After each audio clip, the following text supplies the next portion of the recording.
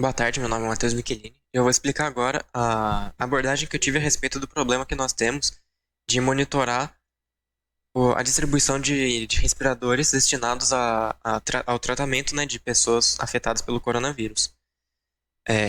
A base de dados que eu utilizei foi coletada pelo próprio governo, que fornece aqui a ordem de compra com a quantidade comprada, o valor, a unidade federativa que é destinada e o município que é destinado.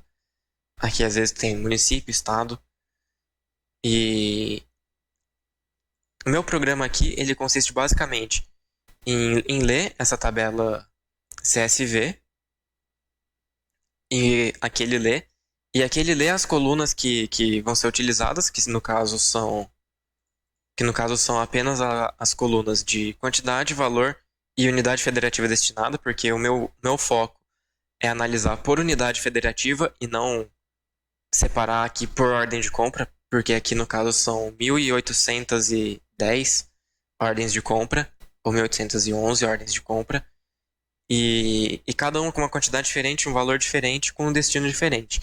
Então, para o, otimizar o consumo computacional, né, eu primeiro utilizei um array de struct, que aqui é a minha struct de distribuição, com 1.810 posições, onde cada posição do meu array consiste em uma struct de distribuição que tem a string, o estado, que no caso é a unidade federativa, né? Rio de Janeiro, RJ, São Paulo, SP, e a quantidade de respiradores destinados àquele local e o preço da total e o gasto total naquela unidade federativa.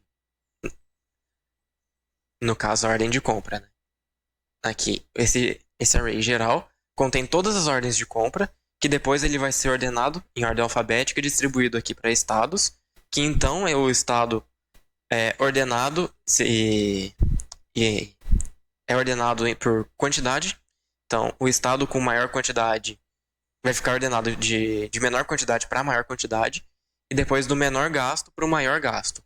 E aqui eu tenho mais arrays auxiliares, que eu utilizei três métodos de ordenação diferente.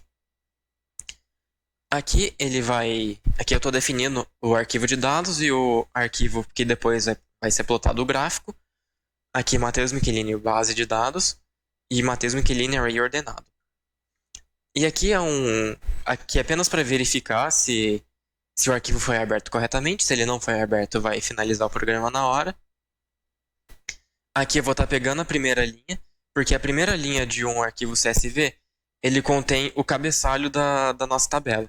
E como isso não vai estar sendo utilizado para o meu caso, eu só peguei aqui e eliminei.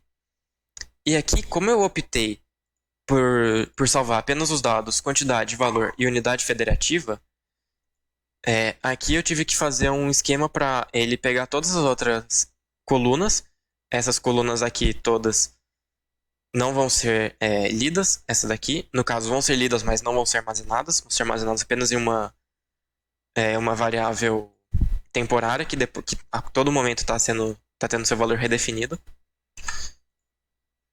Para então, depois de pular essas seis linhas, essas seis colunas, vir para a coluna que vem a quantidade. E eu vou estar convertendo o valor do token, que ele foi lido aqui. Vou estar convertendo o valor do token, que é uma string, para um valor int, que é a quantidade. Aí depois, mesma coisa aqui para o preço. E aqui estou copiando o valor da string token pro geral e estado. E esse geral i é a posição do meu array. Começa em 0 e vai até 1810. 1809 no caso, né? Começa em 0 e vai até 1809. E para cada vez que faz um loop desse while, o i tem um valor incrementado em 1, para eu estar sempre salvando na próxima posição. Aqui eu estou medindo o tempo gasto para ordenar o meu array geral por ordem alfabética, utilizando o shell sort. E aqui eu estou imprimindo o tempo levado, né, para fazer essa ordenação. E aqui eu já estou atribuindo o valor do estado 0 como sendo igual ao geral 0. E esse geral aqui está ordenado em ordem alfabética. As 1810 e 10 posições estão em ordem alfabética aqui por estado, né? Pela sigla do estado. Aí dentro desse for aqui, eu fiz uma comparação para que no caso, se a string estados na posição j ponto estado for diferente da string estado do array geral do geral i, se for diferente, eu vou estar incrementando o j e depois vou estar copiando esse valor do array para cá. Por que isso? Para sempre que, como eu optei por separar separar por estados no array geral tem várias ordens de compra com o mesmo estado, eu condensei todas essas ordens de compra com preço e quantidade em um único estado. Em uma única posição, né? Que no caso é o estado. E esse if aqui compara para ver se for diferente, se o estado do geral for diferente do estado do estados, ele vai copiar na próxima posição do estados. Vai copiar todos os dados. A string, o preço e a quantidade. Vai estar copiando tudo. E se for igual, ele vai estar só copiando o preço, vai estar pegando o preço anterior, incrementando com o preço novo, para estar gerando um novo preço aqui. E a mesma coisa para a quantidade. E aqui eu fiz um pequeno loop de for para pegar todas as posições do meu array estado e salvar nessas variáveis auxiliares aqui que vão ser ordenadas por métodos de ordenação diferente. São 3 métodos de ordenação para quantidade e 3 métodos de ordenação para preço. Eles são o insertion sort, o shell sort e o quick sort. Todas essas funções estão implementadas acima da minha main. E eu estou medindo também o tempo levado em cada uma dessas ordenações. Aqui o meu quick sort, estou medindo o quick preço, né, que vai ordenar o preço de menor preço para maior preço. O shell sort e o insertion sort, que vão fazer a mesma função, vão ordenar, mas com métodos de ordenação diferentes.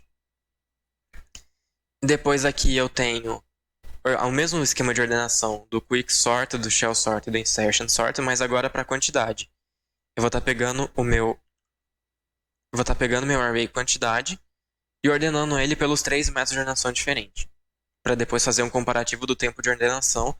Aqui eu peguei, eu vou imprimir em milissegundos, né, o tempo gasto em milissegundos. E aqui eu estou imprimindo os estados em ordem alfabética, com a sua respectiva quantidade de respiradores e o preço gasto nesse estado, comprando todos os respiradores ao todo. Depois eu estou imprimindo em ordem de quantidade recebida e pela quantidade de gasto. Todos eles estão sendo impressos do menor para o maior. Então aqui a ordem alfabética é normal, de A até Z. Aqui vai pegar o que recebeu menos respirador e ordenar até o que recebeu mais respiradores. E aqui o que recebeu menos, o que gastou menos para o que gastou mais. Aí aqui eu estou salvando em um arquivo esses arrays ordenados. Aqui estou imprimindo mais para saber depois como que plotar o gráfico. Ordem alfabética, estado, quantidade e preço. Aí aqui estado, quantidade e preço. Ordem de quantidade do menor para o maior, estado, quantidade e preço. E ordem de gasto do menor para o maior, estado, quantidade e preço. Estou salvando tudo isso no meu arquivo .csv. Esses arrays ordenados estão sendo salvos em forma de tabela no meu arquivo .csv. E aqui eu estou fechando os arquivos que eu abri, o gráfico e o dados. Os métodos de ordenação utilizados estão aqui em cima. Aqui a minha struct, particionar que faz parte do meu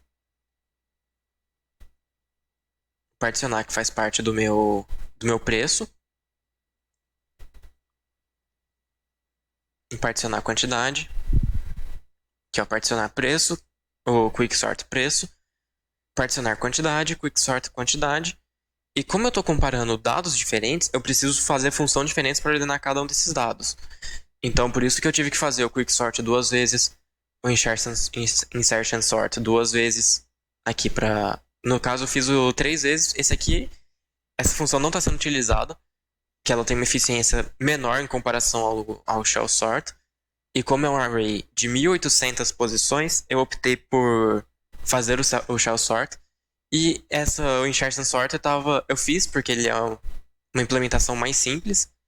E caso eu não conseguisse fazer a implementação do shell sort para geral, eu iria utilizar o insertion sort, mas como eu consegui e eu não deletei essa função, ela vai continuar aqui mesmo. O insertion sort para quantidade, para preço, shell sort para geral, para quantidade e para preço, aqui. E aqui é a minha main. E vamos rodar aqui o programa para ver como está funcionando. Aqui ele está imprimindo o tempo gasto em milissegundos para ordenar tudo. Aqui ele está imprimindo em ordem alfabética, por estados aqui, a sigla do estado, Acre, Alagoas, Amazonas e assim por diante, até chegar em Tocantins, que é o último estado em ordem alfabética. E aqui ele está imprimindo por ordem de quantidade, o estado que recebeu menos respiradores até o estado que recebeu mais respiradores.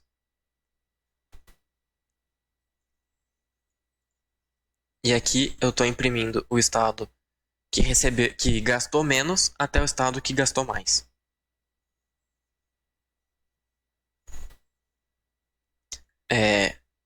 Esses valores depois estão sendo salvos aqui no meu arquivo, array ordenado. E aqui eu já tinha salvo, já tinha rodado o programa uma vez e salvo esses arrays em ordem alfabética.